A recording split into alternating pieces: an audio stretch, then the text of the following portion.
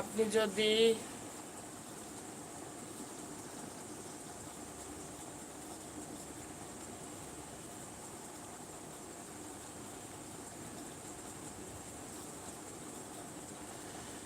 মানুষকে ভালোবাসবেন নিঃস্বার্থভাবে, মানুষকে ভালোবাসবেন নিঃস্বার্থভাবে। যদি আপনি স্বার্থ খোঁজেন তাহলে কষ্ট পাবেন। নিঃস্বার্থভাবে ভালোবাসবেন, তখন আপনার কষ্ট ফিল হবে না। কেউ যদি আপনাকে কষ্ট দেয়, কষ্ট ফিল হবে না।